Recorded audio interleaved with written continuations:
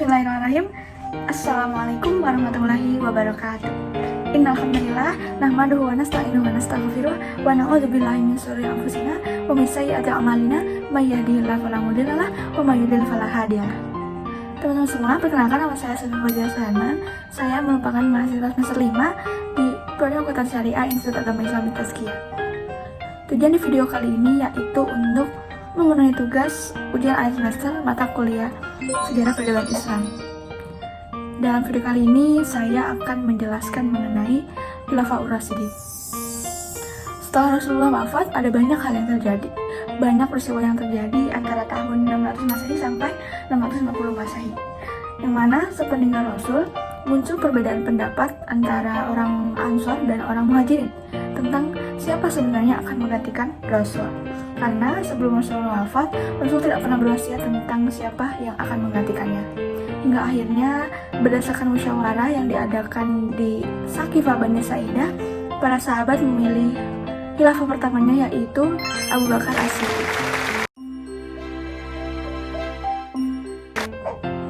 Abu Bakar As-Siddiq nama lengkapnya adalah Abdullah bin Utsman bin Amir bin Amr bin Ka'ab bin Sa'ad bin Taim bin Murrah bin Ka'ab bin Lu'ay at-Tamiz al-Quraisy.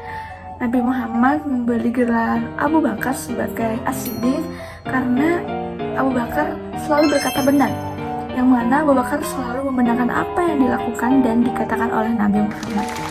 Bahkan saat Nabi Muhammad melakukan perjalanan Isra Mi'raj, Abu Bakarlah yang membenarkan peristiwa penting tersebut. Dari situlah Abu Bakar diberi julukan sebagai As-Siddiq. Kemudian teman-teman semua, jauh sebelum menjadi khilafah, Abu Bakar sudah lebih dahulu bersahabat dengan Nabi Muhammad, yakni sejak masa remaja.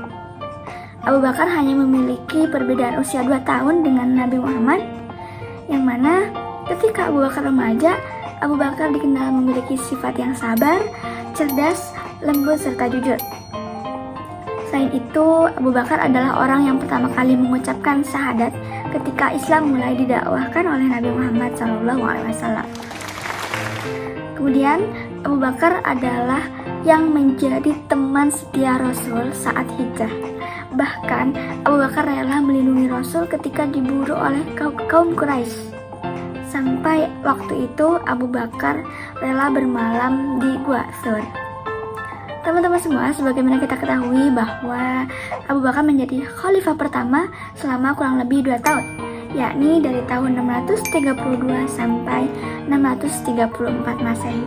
Selama menjadi khalifah, ada banyak pelajaran yang dapat diteladani dari sosok Abu Bakar As-Siddiq, di mana di masa kekhilafahannya Abu Bakar mampu memberantas kaum kemurtadan dan kaum nabi palsu, yang mana ketika itu banyak sekali orang-orang yang murtad dan banyak sekali orang-orang yang menjadi nabi palsu.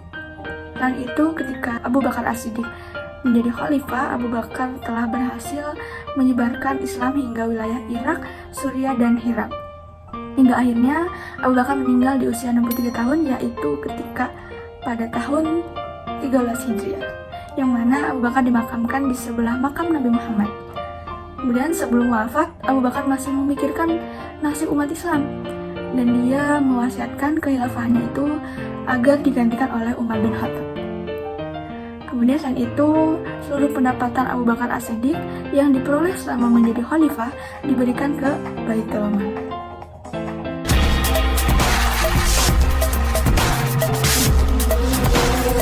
Selanjutnya yaitu khalifah yang kedua.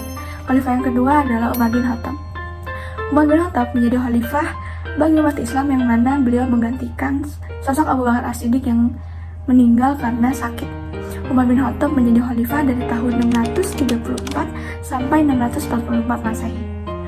Umar bin Khattab di kalangan sahabat Nabi memiliki gelar Al-Faruq, yang mana artinya itu adalah orang yang bisa memisahkan atau membedakan antara kebenaran dan kebatilan. Umar merupakan salah satu sahabat utama Nabi Muhammad, yang mana Umar juga adalah ayah dari Hafsah, istri Nabi Muhammad.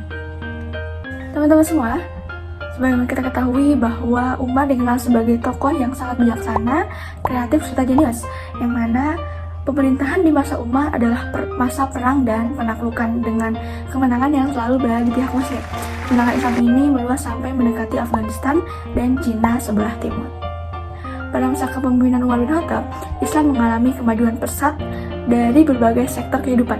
Salah satunya adalah pasukan Islam berhasil mengalahkan kekuatan besar di Romawi dan Persia, yang mana atas kesuksesannya tersebut, orang Barat memberi gelar Umar sebagai The Saint Paul of Islam. Kemudian, pada tahun 634, sebanyak 46.000 tentara Islam mengalahkan 300.000 tentara Romawi di dataran Yarmouk.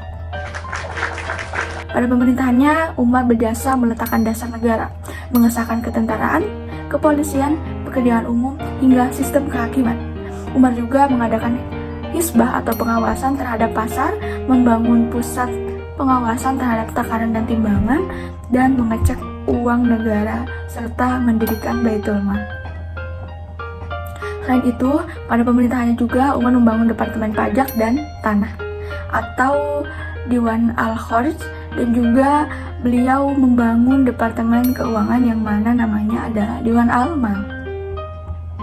Kemudian, sebagaimana kita ketahui bahwa kejayaan Islam di bawah Umar membuat banyak musuh yang marah dan dendam. Bahkan, Umar sendiri pernah menjadi sasaran pembunuhan. Ketika Persia ditaklukkan Umar, seorang budak Majusi dari bangsa Persia bernama Abu Lulu mencoba menusuk Umar ketika sholat subuh berjamaah. Akibat tusukan itu, Umar meninggal dunia pada 644 Masehi.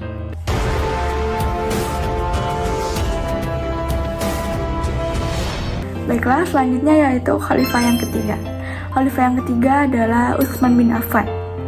Utsman bin Affan adalah khalifah ketiga yang berkuasa pada tahun 644 sampai 656 Masehi dan merupakan Khulafaur Rasyidin dengan masa kekuasaan terlama.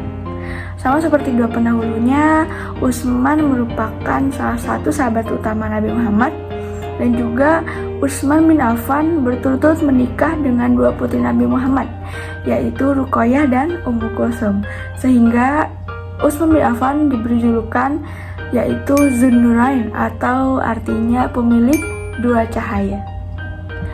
Utsman bin Affan dikenal sebagai pribadi yang lembut, murah hati dan dermawan.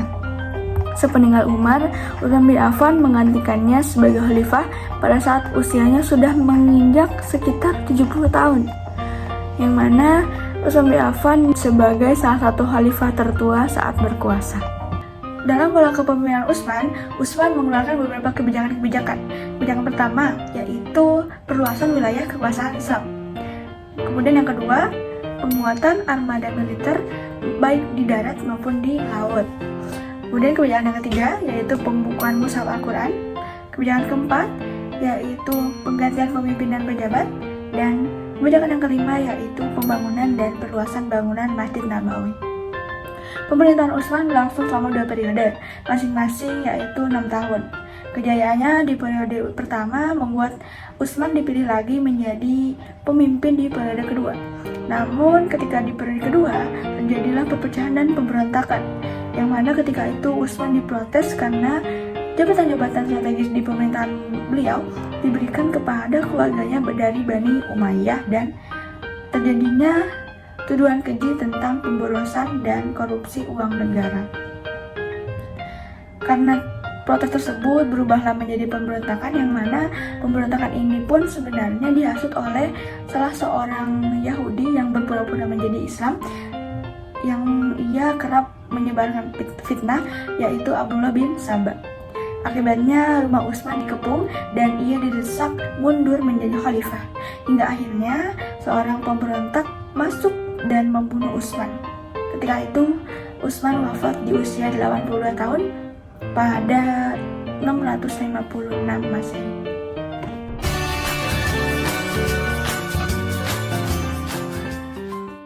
Baiklah, selanjutnya yaitu khalifah yang keempat. Khalifah yang keempat adalah Khalifah Ali bin Abi Thalib. Setelah Utsman wafat, Ali diangkat sebagai khalifah keempat di Masjid Nabawi pada tahun 656 Masehi. Ali bin Abi Thalib dikenal sebagai orang yang sangat cerdas, yang mana karena kecerdasannya itu, Khalifah Abu Bakar, Umar, dan Utsman sering datang kepada Ali untuk meminta pendapat dan meminta bantuan memecahkan masalah yang ada. Ketika Rasulullah SAW diangkat sebagai Rasul, diketahui bahwa Ali adalah sosok pertama yang masuk Islam dari kalangan anak-anak. Ketika itu Ali belum genap berusia 13 tahun. Pemerintahan di masa Khalifah Ali bin Abi Thalib dapat dikatakan sebagai pemerintahan yang tidak stabil karena ketika itu banyak pemberontakan dari sekelompok kaum muslimin itu sendiri. Kemudian kepemimpinannya itu menjadi sangat lemah ketika banyak terjadi peperangan antara saudara seperti perang Siffin, perang Jamal, dan perang antara Khalifah Ali dan orang-orang Khawarij. Pada masa pemerintahannya, Ali bin Abi Thalib berusaha mengatasi permasalahan yang melanda dengan cara menarik kembali amir-amir yang sebelumnya diangkat oleh Utsman. Juga Ali berhasil mengambil alih tanah yang dihadiahkan Utsman, dan ketika itu pendapatannya dikembalikan kepada negara serta mengembalikan sistem distribusi pajak tahunan. Sampai akhirnya di akhir kepemimpinan Ali bin Abi Thalib terjadi konflik antara pemerintahan Khalifah Ali bin Abi Thalib dengan Muawiyah bin Abi Sufyan, sehingga ketika itu menjadikan Islam terbagi menjadi 3 golongan, yaitu golongan Muawiyah, Syiah, dan golongan Al-Khawarij. Baiklah, mungkin cukup sekian penjelasan dari saya. Mohon maaf atas segala kekurangannya. Terima kasih. Wassalamualaikum warahmatullahi wabarakatuh.